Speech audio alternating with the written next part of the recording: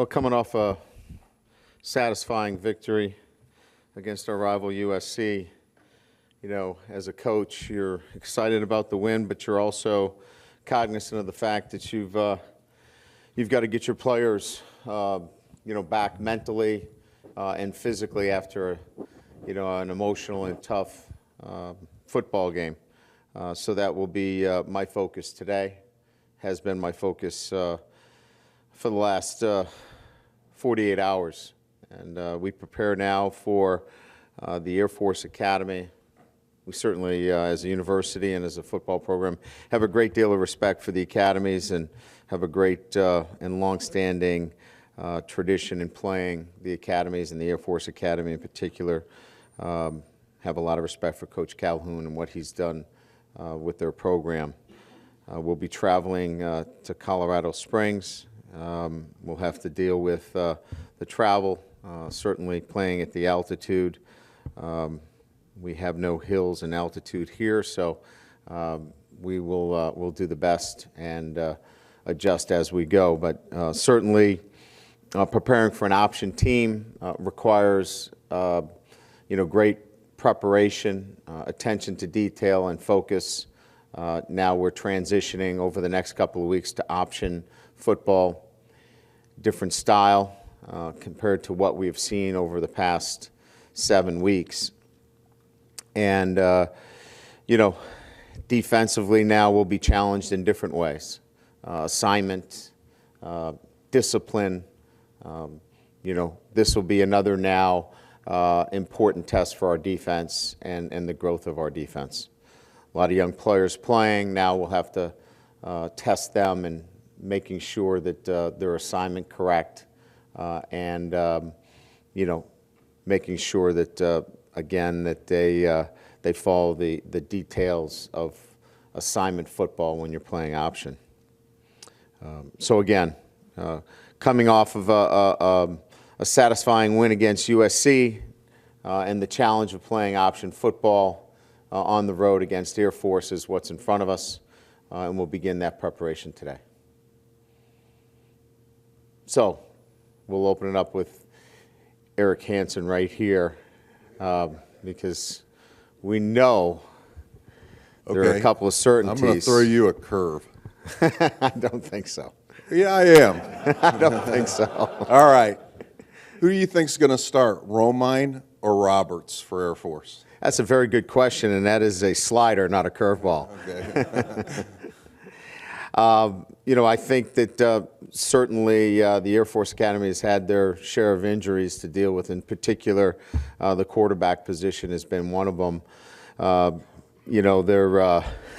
Their challenge there, when you're talking about the quarterback position, I would say that, both of them have shown some things that coach is going to have to deal with. We're going to have to prepare. Their offense didn't look that much different when they were in there. I think, both of them add something to it. So we're preparing more for the structure of the offense more than the particular quarterback. And following up on those two, when they got down to that level, did they become a little bit more option than multiple when they got to those two, rather than when they had Owini and the other guy earlier in the year?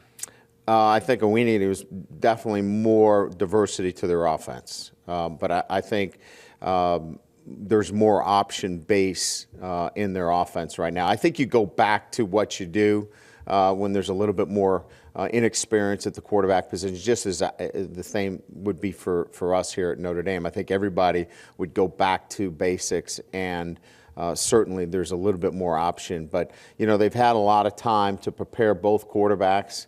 They've had 16 days. They'll have they had the bye week, plus they played on a Thursday night. So I think there's plenty of time to have them both prepared and ready, to expand that package a little bit. Okay, now you get your fastball over the middle of the plate. Yep. A little bit inside. Tommy Rees, what's his status? And is there a thought of even holding him out if he is healthy to give him an extra week? Yeah, well, we thought, certainly the medical team is going to make any decisions as it relates to, any neck injuries. Those are, we're not talking about a knee or a shoulder or elbow. but he was cleared today to practice. I think if we got later in the week, in answering your question as to whether you hold him out this week, I think if we got late in the week and you get to Wednesday and Thursday and you're not cleared, but maybe you get cleared on a Friday, I think that enters into your thought maybe a little bit. But he was cleared today, you know, and when you're cleared on Tuesday, your first day of practice, I don't think there's any hesitancy to go out and play somebody when he's cleared so early in the week. And so he's been cleared by a medical team to practice today. Given the production you've gotten from Andrew in games, I know that you felt like he's played well in practice. Is there a thought of giving Malik a longer look as being the number 2 this week? Well, he'll get some more reps. There's no question that we've got to prepare Andrew. You know, he's got to get some more reps, clearly, and you know, Malik's got to get some more reps. But, you know, looking good in practice and playing in the games obviously are two different things. And I think what, you know, Andrew has to do is he's got to take that practice now and he's got to take that into games. And hopefully he'll use the experience that he had against USC, and he'll take that as a learning experience and translate what he does in practice now into games. He knows what it looks like. Now it's incumbent upon him as a competitor, and he's a competitor, and he wants to succeed. Now he's going to have to take what he does in practice, and he's going to have to carry that into games. I would assume Shoemate's out another week. You know, we're not ready to say that. He is ahead of schedule. Generally speaking, the PRP for us has been a 10 to 14 day procedure. Now he's had a hamstring in the past where, you know, he's dealt with this before. We ran him on the treadmill yesterday without pain-free. He's ahead of schedule. I'm not ready to declare him ready to play Saturday. He will go through drill work today, and I'll have more to say on him later in the week. He's questionable right now. He is not out. And Big Lou went back in the game. I wonder how sore he is with the shoulder. He's sore. Okay. He's sore. We're going to be careful with him. We need Big Lou. Option football is not his cup of tea. Right.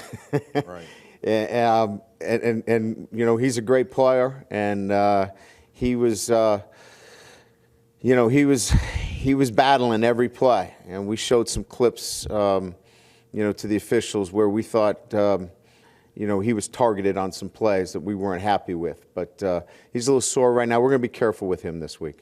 Last term from me, Jalen Smith. Sometimes with your drop, you've put a safety or even a corner at times when you've played more option-oriented teams.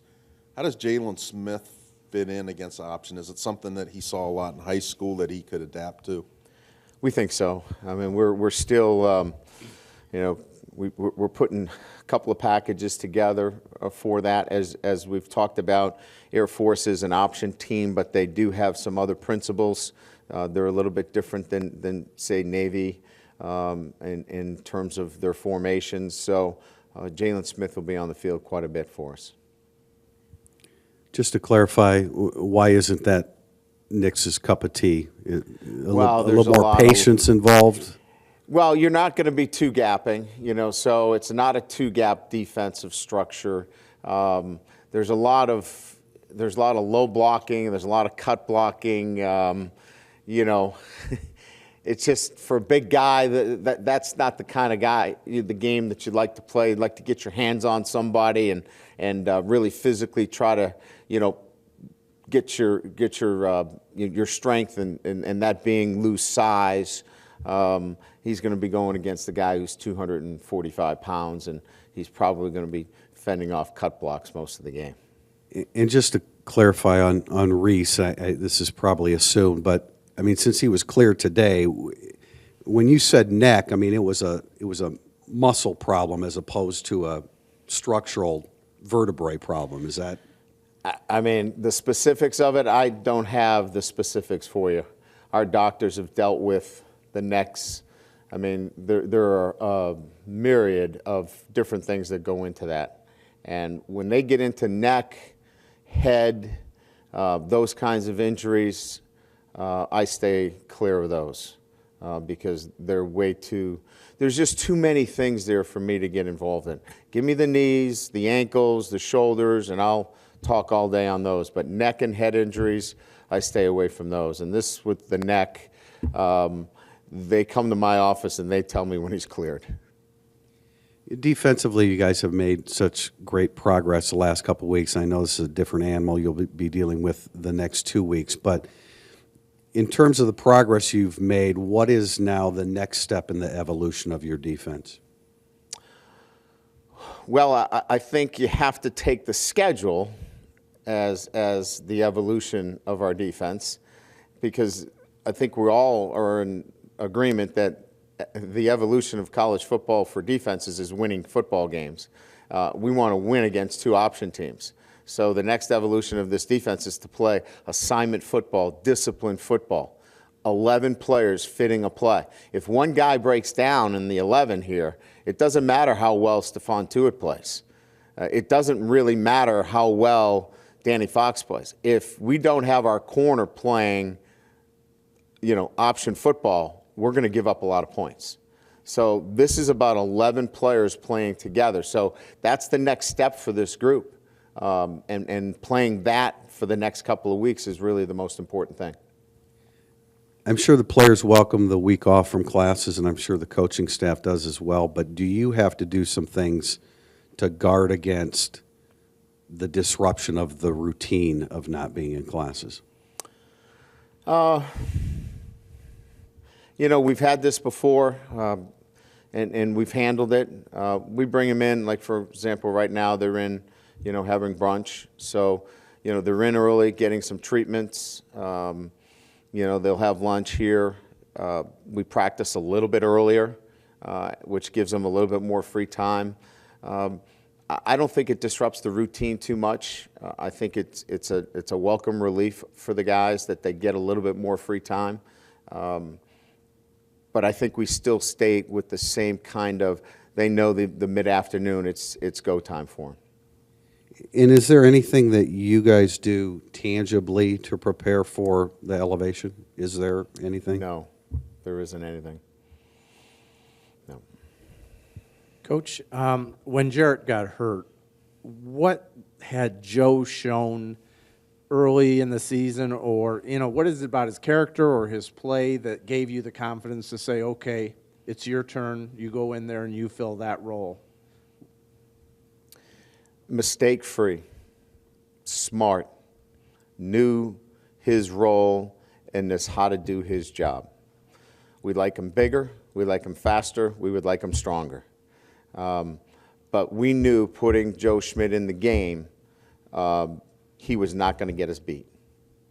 And that's the mark of a next man in.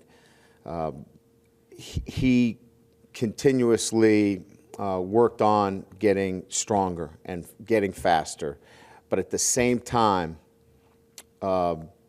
was getting smarter as a football player. And you saw a couple of plays that he made.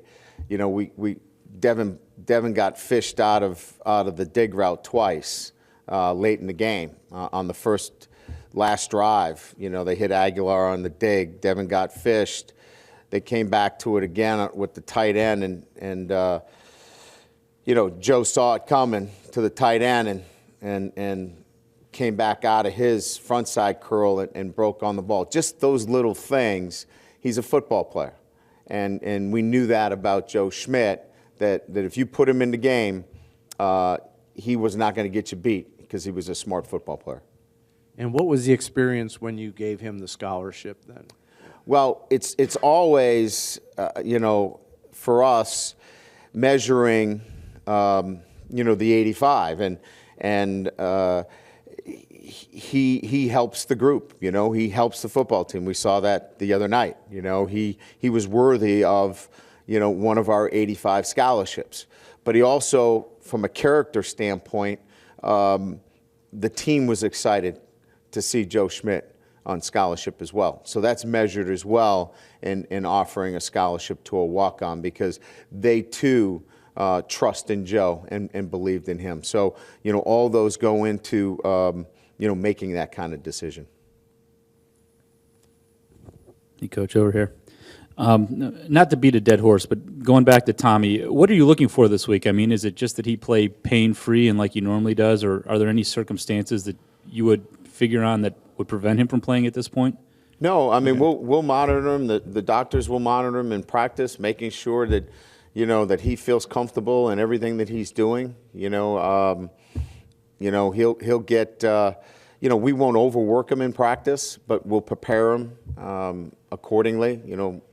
Let's just say we have a, 6-4 or 5-3 rep breakdown. He'll get the first 2 or 3 reps, and then, make sure that he's functioning properly, and then we'll pull him out, and we'll get Andrew some first-team reps, and we'll get Malik some second-team reps, and just make sure that he's functioning and progressing during the week. And then when we get to Thursday, that he's functioning on all cylinders. And as long as Thursday looks good and he feels great on Thursday, then we move into Saturday without any hesitation. Why is Thursday critical? Like, say It's our last day on the field. Suppose he wasn't great Thursday but felt good Saturday. Would that change things? Well, we would have a plan to move quickly Saturday in another direction. Okay. Your defense played really strong, particularly in the second half last Saturday. Is that something that you have seen coming?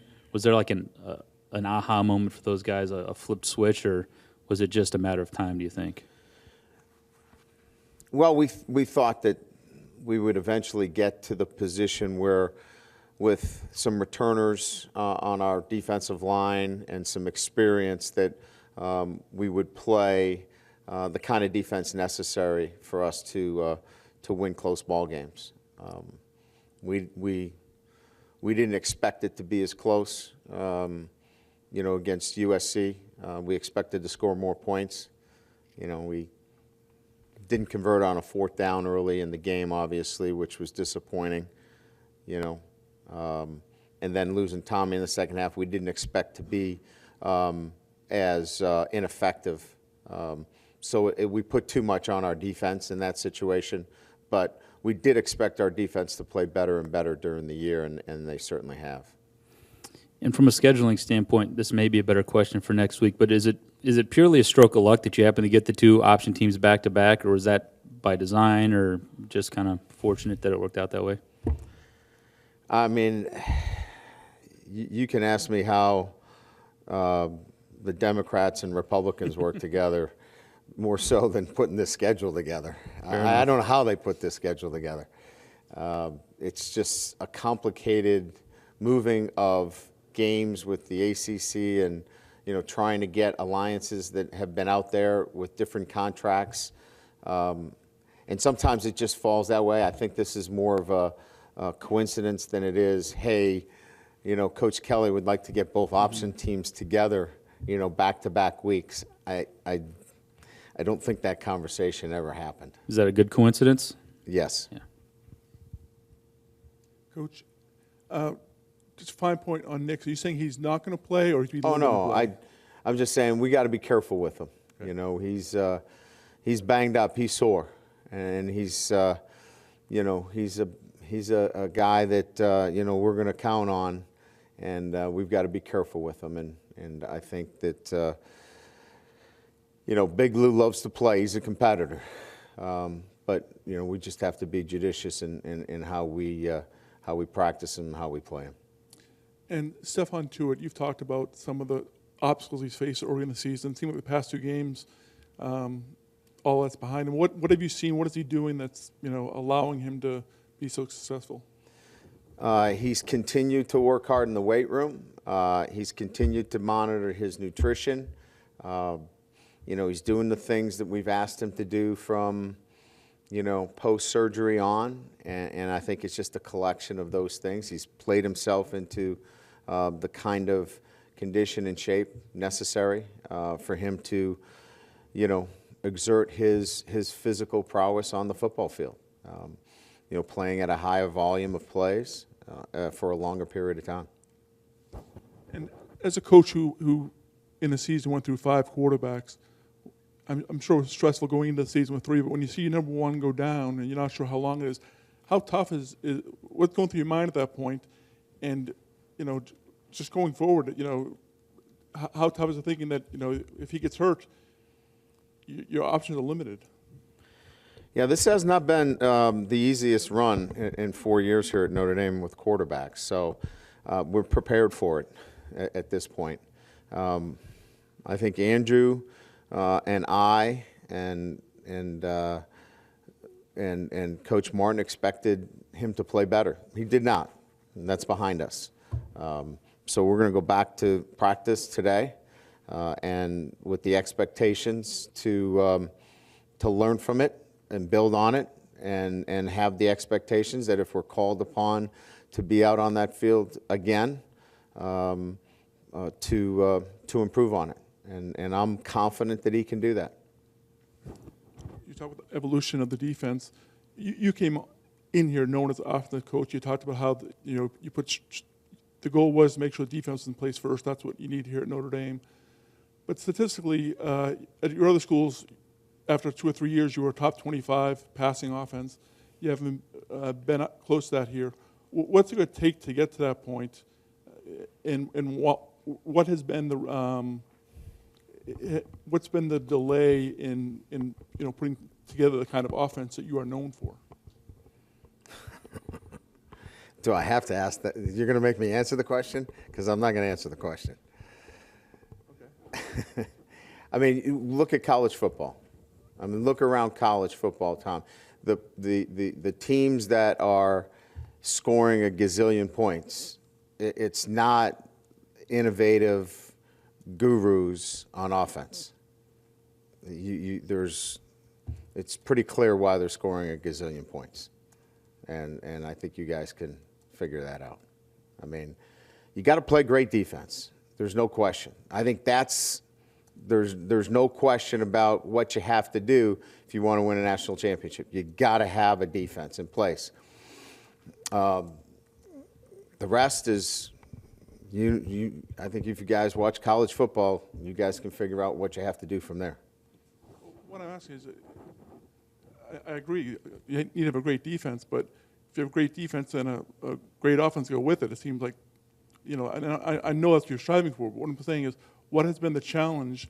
You're able to do it at other schools. It just seems, after 4 seasons, you haven't had an offense that have looked like you have it at other schools. Consistency. You have to be consistent on offense. And one last one for me.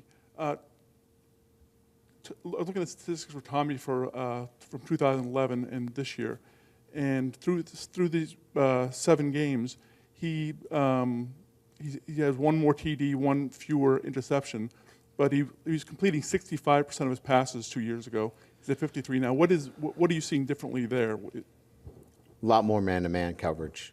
A lot more, again, I think the last couple of years in college football, your teams are going away from playing zone coverage. Offensive passing schemes have kind of gotten to the point where everybody's getting 5 out, flooding zones. It's impossible to run zone coverages and keep the passing percentages down and get teams off the field. Consequently, much more on body, much more cover 1. The penalties are not as severe for tugging and holding. So you're seeing a lot more man coverage. Consequently, your percentages are going down. But your big play opportunities can go up. Extend plays, chances of big plays go up, scoring can be quicker, things of that nature. Yep. Brian, up here. We got a chance to talk to Danny Spahn, I think, for the first time since his injury this week. How involved has he been with the team, and what's his role been? He hasn't missed a day. Hasn't missed a day, hasn't missed a trip. I think he got upwards of 10 job offers on the trip to Dallas. He spoke at the pep rally, and after the pep rally, I think he had 10 job offers. He's an amazing young man. He's done a great job of handling the transition, which, as you know, for somebody that has played football all his career and now in his senior year has it taken away. Now he's on the other side of it. He's been great. He's been upbeat. He's been positive. coaching, if you will. His coaching has been more of a communicator and translator, if you will, of information. He doesn't sit in the coaching room breaking down film, but he's at every practice, and he travels with us. He's on the sideline. He's just been a great mentor to our linebackers, in particular Jalen and Ben. Yeah, I was going to ask specifically about Jalen with him coming in. How close as they work together, and what are some of the things you've seen him do with Jalen to help him move along? I think passing on experience has been really probably one of the singular most important elements that he's brought. Hey, I've seen this before, this kind of look. Be prepared for this. Don't forget, get your head around, on this particular situation. I think he's been able to pass on a lot of real-life experiences at that particular position. That's invaluable. You can talk about it as the linebacker coach, which coach does a great job of it, but when you have somebody that was in it last year, was practicing at that position in the spring, it's just been great information that he's had firsthand from Danny, and it's obviously shown to be very effective information for Jalen. Shifting gears to goal line offense, I think throughout college and the NFL, you see a lot of teams get down to the 1 or 2 and they remain in the shotgun rather than kind of just sticking under center. Is that at all to do with keeping the quarterback healthy, or what's the advantages there? Not keeping goal line defenses off the field is one of the reasons. Trying to keep your personnel on the field lessens the chance of putting another defensive lineman on the field. I think, most of it is you want to run your plays when you get down there, because you feel like you don't want to get into that scoring zone and then have a new batch of plays, when you get in there. You want to kind of run what you run. And so that's generally speaking in those terms why most teams want to try to stay in their traditional offense down there. You're right. Wondered how Sheldon Day came out of his first action back, and I know you'll run out of defensive linemen if you do this for everybody against Air Force and Navy, but you have to watch him a little bit considering his injury against these schemes. We think we've crossed that after this game. I think we've crossed that bridge with him. He moved well, made some nice plays. Had a nice play in the fourth quarter. We ran down a back on a play. So we feel pretty good about him this week in terms of, that not being in the back of his mind. I think it was a little bit in this game, but I think now we're past that where he can go in and just go play. And I had you down for your dime package in 10 times and your nickel once with no first downs allowed. That was not the case often in September. Could you talk about the incredible improvement they've had on third down? Yeah, I think, again, sometimes it's, pass rush has something to do with it. I think we've gotten a better pass rush out of that look. We've mixed that up a little bit. As you know, that front four is a little bit different than what it was in September. Romeo's at the 3 technique now. Not that he's made that significant difference, but we've changed up that group a little bit. And I think we've mixed up the coverages, and those guys got a little bit more experience out there now, maybe got a couple of, opportunities in there that, the down and distance has been in our favor. So I think they've played better. They're as a unit growing together as we're moved deeper into the season. And I think that, we've gotten some better pressure. Ryan, with your defense kind of in the pass rush being ramped up in the second half of the game at the end, do you see that as, schematic adjustments? Is it your conditioning starting to show? Or is it just down and distance, they have to pass, they have to pass, so you're going to have a better pass rush? Well, I would add some of those, plus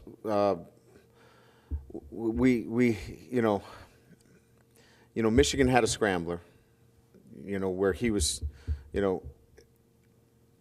Gardner was not holding the ball. I mean, he was getting out right away. I mean, he was out of the pocket. He was not in the pocket to throw the football. He was looking at one receiver and he was gone. And if you look at early in the season, we were getting quick game. It was a lot of quick game. We're getting, the last few weeks, it's been more drop back with Arizona State, in particular USC, much more of a drop back passing team, progression read, which gives us a chance to get home. And that's helped us get home as well. So there's other factors there, but I would add one of those is that this is more of a traditional passing game that we've seen, which is allowing us to get home. I was just kind of curious from a head coach, CEO standpoint, when you have a player who's practicing one way and playing another way, as you kind of referenced Andrew, how do you try to bridge that gap after something like Saturday, where you have to think about confidence, just think about how it's going to carry over to Saturday? Yeah, I don't know if the sample size is big enough to really lay that on him. He came in the Stanford game and ran around a little bit, ran some option, but completed a pass or two. I don't know that from my standpoint that there's enough of a sampling size to really to put him under that yet. You know what I mean? I think if he comes into the game again and doesn't perform at the level that he's held himself to, then maybe we can talk in those terms. But I think there's better days for Andrew Hendricks. I think he's going to play better. I think he expects to play better, and I expect him to play better. Okay. So I guess you see that more as just a one-off type thing opposed to something to be concerned about. I do. I think he's a better player than what he showed against USC. I think he's got to calm his emotions down. I think he's capable of much more. I have much more confidence in his ability to come in and play better football, and I expect he will.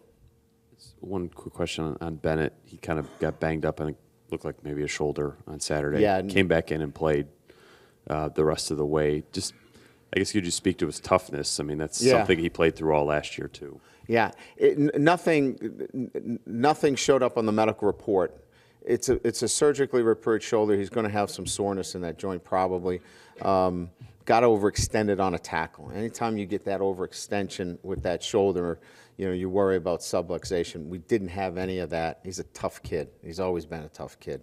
And it didn't surprise me that he got back into the game. Thanks. Coach, down here, just wondering how much time you spend on option in the spring and in camp, and if you found that there's pretty good retention with your guys year to year since you face it on a regular basis. We've spent a little bit more on it starting this spring and moving forward. In the camp, we've spent a little bit more. Can't say that I'm pleased with the way we've blocked it. We need to block it a little bit better. We had some missed assignments out there on Saturday. Our reads have been pretty good. Our blocking has not been where it needs to be yet. We left Andrew out there on some islands where he should have had some better looks. So we need to progress in that respect. And then this is sort of off topic, but just wondering what sort of contact you've had with Everett throughout this fall and how his progression, his sort of work on his game has gone by himself. Well, he's working hard. I mean, he's on the West Coast. He's in a disciplined environment, one that I'm very comfortable with.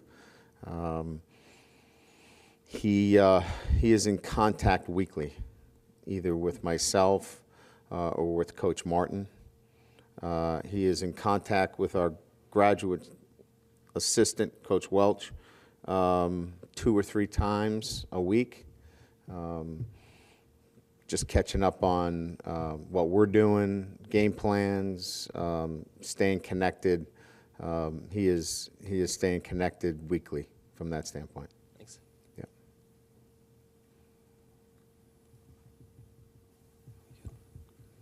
See if we have any questions from the callers. We do have one question from the telephone audience. David Ramsey with Colorado Springs Gazette. Hi, Coach. I have 3 questions for you, please. You get them for your patience, David. I appreciate that. Coach, you're coaching a team that isn't sure who will start a quarterback on Saturday against a team that will have a mystery quarterback starter. How tough is it for you and your coaching staff with all this mystery? And one thing is that the skill sets of your quarterbacks are quite a bit different. So how difficult it is for you to prepare for this situation? Well, as it relates to the academy, we're really preparing for the option scheme. And so I think that's absolutely, for us, the most important element. The quarterback certainly is part of that scheme. And so when we look at both of the quarterbacks that have played in the last game, or in the last couple of games, it really, for us, is not as important as preparation for the scheme. And then you take the passing game and the likes within the passing game, and we're preparing for that. So that's not as much of a mystery. It's really the discipline of preparing for the scheme that the academy runs. Now, for your team, Coach, how difficult it is to prepare, not knowing who's going to be ready? Well, we believe that Tommy's going to be ready. He was cleared today to practice, so we're moving forward that he will be the starter. But we'll certainly have to give reps to Andrew Hendricks and our third quarterback, Malik Zaire. But I think we're all very confident on Tuesday, which is, it's not Wednesday or Thursday. I think if it's later in the week, you're more concerned. But knowing that it's Tuesday, we feel a lot more confident that Tommy will be prepared and ready for Saturday. Switching subjects, since 1984, Air Force has had two coaches, Fisher and Coach Calhoun. Notre Dame has had 8. What are the negatives, and maybe there's some positives with that kind of a turnover? Has it prevented the program, which I know has a very strong identity nationally, but is it drained some of the identity, or is Notre Dame immune to those problems? Well, I think you're talking about the university, and its brand recognition is stronger than the one singular coach or the 8 coaches. I think the university and its strength as a brand is stronger than any one individual. I think that's what's the most important element there. As it relates to the football program, continuity certainly is important. But it doesn't necessarily guarantee success. I think success at this university is very important on the football field. There's no question about that. But I think, again, this university is measured more, as it relates to its university and its brand recognition nationally than it is strictly by the 8 coaches that were here. As it relates to the Air Force Academy, the Academy, again, is recognized by its brand, and as it represents our United States, football program-wise, that consistency with 2 coaches obviously helps in recruiting because you know what you're going to get when you go to the Air Force Academy with those 2 coaches. And Coach, I've been listening while you've talked, but just wanted to go a little bit more into the upside for you and for your program to be playing the service academies, playing Navy and Air Force. What do you like about it? What do you maybe not like about it? And when I'm thinking what you might not like about it is the option. But what do you like about it? What do you not like about it? All right, so now that we've got that covered in terms of what I don't like about it, what we love about it is the academies and the mission of the universities, the honor, the tradition, the code, what it represents, the academics, the kind of young men that will be represented on the football field. All those things make for that Saturday on that football field a great collegiate environment when both these teams play. Now, do you want to talk a little bit about what's not so much fun about facing the option? Yeah, well, it's something that you don't see and prepare for, so it's difficult in its preparation because you have to be so disciplined to face it. And, you know, the game of football, especially on defense, is that you want to play a little bit reckless at times, and it really slows you down and forces you to play assignment football. It takes away sometimes, you know, that skill advantage that you have. That size advantage becomes minimized in some instances because you have to play so disciplined and play assignment football. Coach, I appreciate it. We'll see you here on Saturday. Okay, thank you.